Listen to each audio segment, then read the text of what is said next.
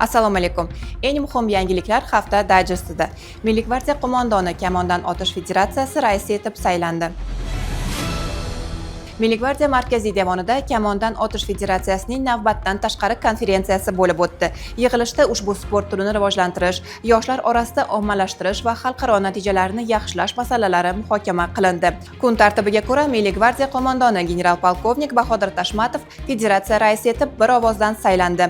Yangi saylangan rais o'z nutqida Kamondan otishni rivojlantirish, infratuzilmani yaxshilash va 2028-yilgi Olimpiya o'yinlariga tayyorgarlikni kuchaytirishga alohida e'tibor qaratishni ta'kidladi. Kamondan otish sport turini rivojlantirish va ko'proq yoshlarni jalb qilish.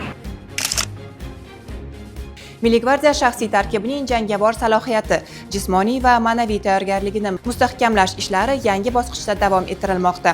Shu maqsadda Milliy gvardiya qo'mondoni Toshkent garnizonida joylashgan bo'linmalarida bo'lib, shaxsiy tarkibning tayyorgarlik darajasi va yaratilgan shart-sharoitlarni ko'zdan kechirdi.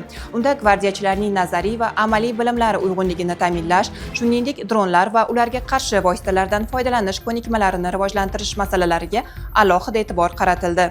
Shuningdek, xavfsiz muhitni ta'minlash borasidagi amaliy chora-tadbirlar doirasida qo'mondon tomonidan Toshkent shahrining Yunusobod hamda Toshkent viloyatining Yuqori Chirchiq tumanlarida manzilli o'rganish ishlari olib borildi. Milliy gvardiya faxriy qorovul kavaleriya eskadronida yoshlar uchun ochiq eshiklar kuni tashkil etilib, mehmonlar harbiy xizmatning o'ziga xos jihatlari bilan yaqindan tanishtirildi. Askarlardan biri xizmatni sharaf bilan yakunlab uyiga qaytmoqda, boshqasi esa vatan himoyasi uchun safga qo'shilmoqda.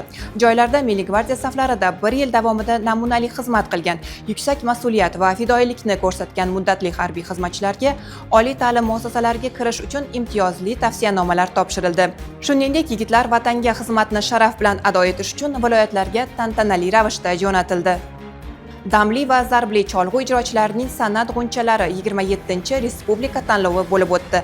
Unda Milliy gvardiya harbiy musiqa akademik litseyi, respublikamizdagi bolalar musiqa va ixtisoslashtirilgan madaniyat hamda san'at maktablari, shuningdek, maktab-internatlarining o'quvchilari ishtirok etishdi. Ko'rik tanlov 4 yo'nalishda o'tkazilib, yakunda g'olib va sovrindorlar diplom va statuetkalar bilan taqdirlandi. Mutlaq g'olib esa maxsus sovg'a bilan mukofotlandi. Umuman olganda, hafta davomida Milliy gvardiya tizimida amalga oshirilgan ishlar yurt tinchligini ta'minlash, yoshlar tarbiyasi va milliy qadriyatlarni rivojlantirishda muhim ahamiyat kasb etdi. Siz ushbu davr mobaynidagi ro'y bergan eng muhim voqealar bilan tanishdingiz. Biz bilan birga bo'ling, yangiliklardan uzoqlashmang. Xayr, salomat bo'ling.